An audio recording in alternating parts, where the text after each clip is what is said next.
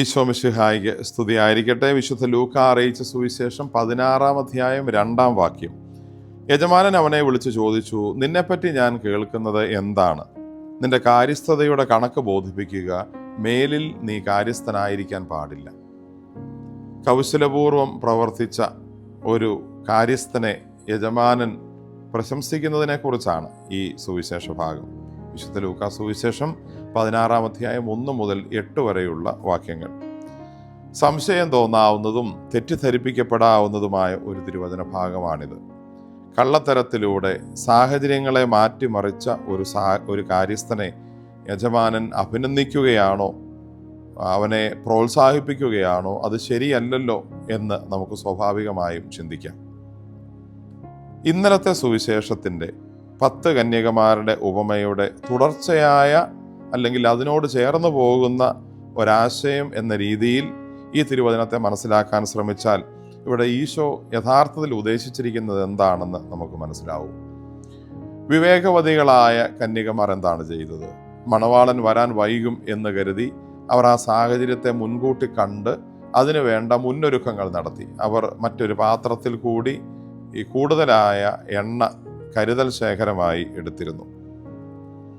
അങ്ങനെയുള്ള ഒരു കരുതൽ നടത്തിയിരുന്നത് കൊണ്ട് അവർക്ക് ആവശ്യത്തിൽ അത് ഉപയോഗിക്കാനായിട്ട് പറ്റി. സാഹചര്യത്തെ മുൻകൂട്ടി മനസ്സിലാക്കി അതിനനുസരിച്ച് പെരുമാറാനായിട്ട് സാധിച്ചു. ഇവിടെ ഒരു കാര്യസ്ഥൻ, അവൻ ഇപ്പോൾ വന്നു ചേർന്നിരിക്കുന്ന ഒരു അപകടസന്ധിയാണ്. അതിൽ നിന്ന് വളഞ്ഞ വഴിയിലൂടെയാണെങ്കിലും അവൻ ചെയ്ത ഒരു കാര്യത്തെ യജമാനൻ അഭിനന്ദിക്കുന്നതിന് കാരണം സാഹചര്യം മനസ്സിലാക്കി അവൻ്റെ നിലനിൽപ്പ് സുരക്ഷിതമാക്കാനുള്ള ഒരു പോംവഴി, ഒരു മാർഗം അവൻ കണ്ടെത്തി. പെട്ടെന്ന് അവൻ അന്നേരം വരുത്തിയ ചില മാറ്റങ്ങൾ, അതിലൂടെ അവൻ വീണ്ടും തൻ്റെ സ്ഥാനം നിലനിർത്താനും ഉറപ്പിക്കാനും ആളുകളുടെ ഇടയിൽ പ്രീതി കിട്ടാനും വേണ്ടത് ചെയ്തു.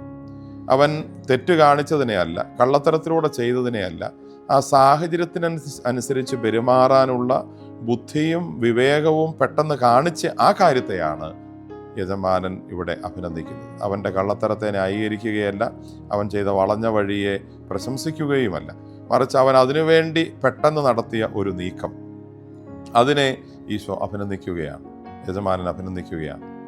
ഒരുപക്ഷെ നമുക്ക് മുൻകൂട്ടി നമ്മുടെ ആത്മീയ ജീവിതത്തെ ഒരുക്കി കൊണ്ടുപോകാനായിട്ട് പറ്റും. അപ്രതീക്ഷിതമായി ചിലപ്പോൾ നമുക്ക് വന്നു ചേരുന്ന അപകടങ്ങളിൽ നിന്നും നമ്മൾ രക്ഷപ്പെടേണ്ടതുണ്ട്. അതുകൊണ്ട് തന്നെ നമ്മൾക്ക് പെട്ടെന്ന് വരുന്ന ഒരു മാനസാന്തരം നമ്മുടെ ആത്മീയ ജീവൻ നഷ്ടപ്പെടാതെ നമ്മളെ അതിൽ നിലനിർത്താനായി സഹായിക്കും. അതുകൊണ്ട് അത്യാവശ്യമുള്ള ഘട്ടങ്ങളിൽ ദൈവം ആഗ്രഹിക്കുന്ന രീതിയിൽ ഒരു മാനസാന്തരമോ നല്ല ഒരു മനപരിവർത്തനമോ ഒക്കെ വരുത്താൻ പെട്ടെന്ന് നമ്മൾ എടുക്കേണ്ട ചില കാര്യങ്ങളും പ്രായോഗിക ജീവിതത്തിലും ആത്മീയ ജീവിതത്തിലും പ്രധാനപ്പെട്ടതാണ് എന്ന് ഈശോ ഓർമ്മിപ്പിക്കുന്നു.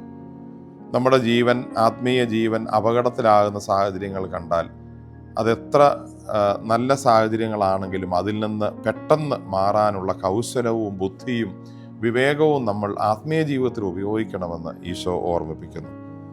നമ്മുടെ ജീവിതത്തിൽ ഇത്തരത്തിലുള്ള സാഹചര്യങ്ങളിൽ ദൈവത്തിൽ ആശ്രയിച്ച് നമ്മുടെ ജീവിതത്തെ സുരക്ഷിതമാക്കാൻ വേണ്ട മുൻകരുതലുകളും നടപടികളും സ്വീകരിക്കാൻ നമുക്ക് പരിശ്രമിക്കാം. ആമേൻ.